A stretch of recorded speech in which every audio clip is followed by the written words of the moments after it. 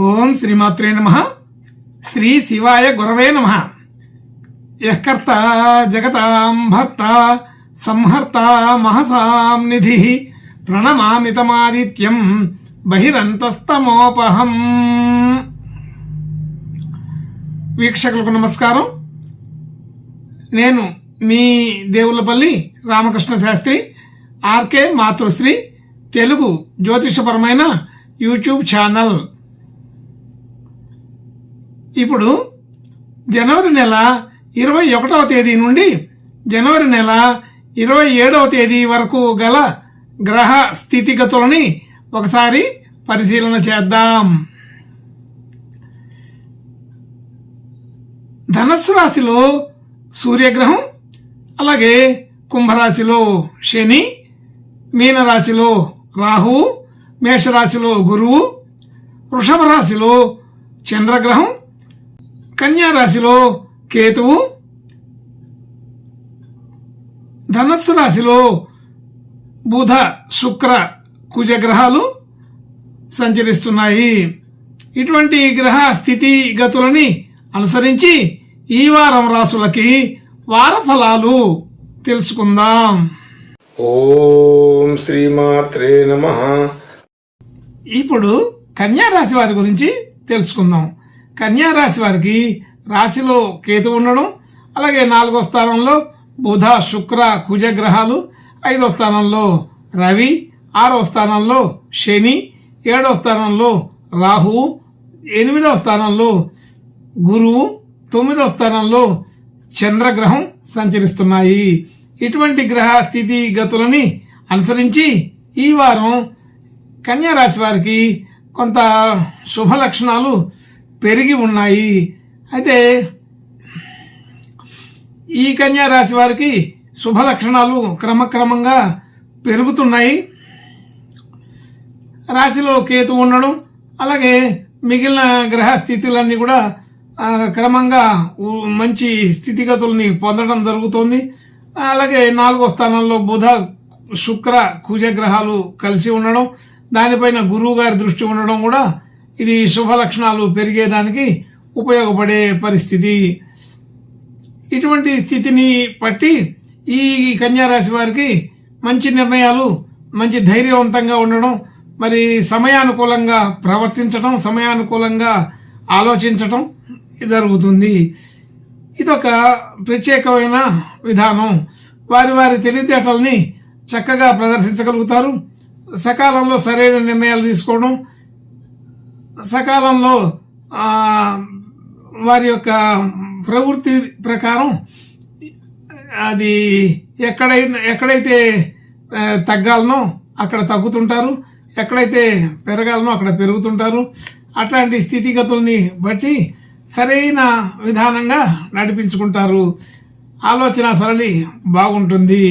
అలాగే ధనయోగాదులు కూడా వృద్ధి చెందుతాయి. ధనస్థానాన్ని గురువు గారి దృష్టి ఉండడం, అలాగే ధన కారకుడైనటువంటి శుక్రుడు గురువు గారి ఇంట్లో ఉండి గురువుతో చూడబట్టడం కూడా విశేషంగానే చెప్పుకోవాలి. అంటే ధనయోగాదులకి ఇబ్బంది ఏమీ ఉండదు. ఆర్థిక పుష్టి బాగానే ఉంటుంది. స్థిరమైనటువంటి నిర్ణయాలు, స్థిరమైనటువంటి పద్ధతులతోటి ఆర్థిక వృద్ధిని చేరుకుంటారు.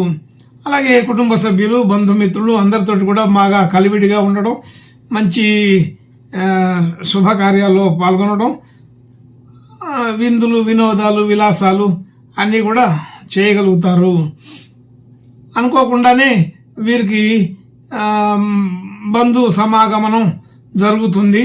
అంటే బంధువులతోటి, మిత్రులతోటి కలయిక కుదురుతుంది.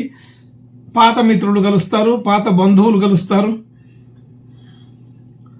అలాగే గృహ వాహన యోగాదులన్నీ కూడా అనుకూలంగా ఉంటాయి.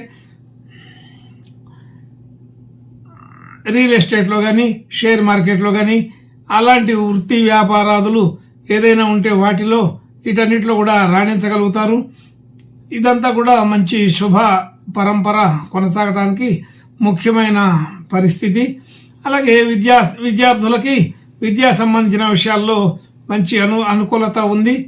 మంచి గుర్తింపు ఉంటుంది, కీర్తి ప్రతిష్టలు కలుగుతాయి. అలాగే ఆరోగ్య సంబంధించిన విషయాల్లో మంచి అనుకూలత ఉంటుంది. ఆర్థికపరమైన విషయాల్లో కూడా రుణ బాధలు తగ్గుతాయి. ఆర్థికపరమైన విషయాల్లో మంచి శుభ లక్షణాలు పెరుగుతుంటాయి.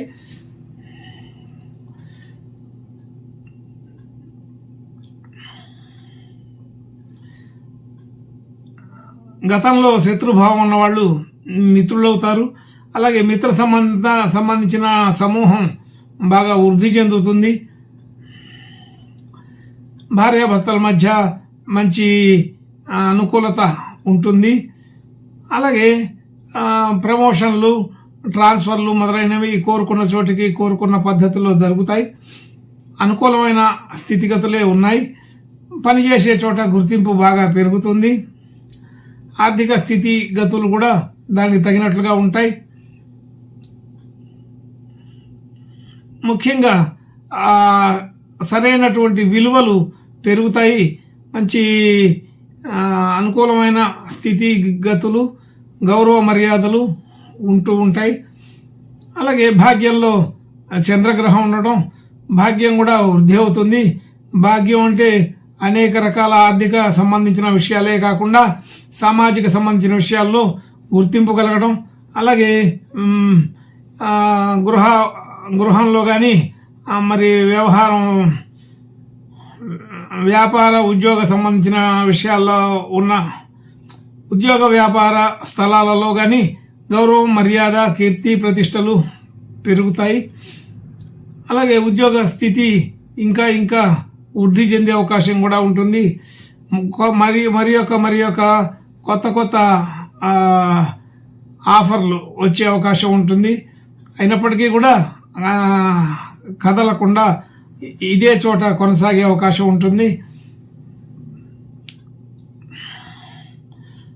అన్ని విషయాల్లో కూడా లాభసాటిగానే కనబడుతుంది.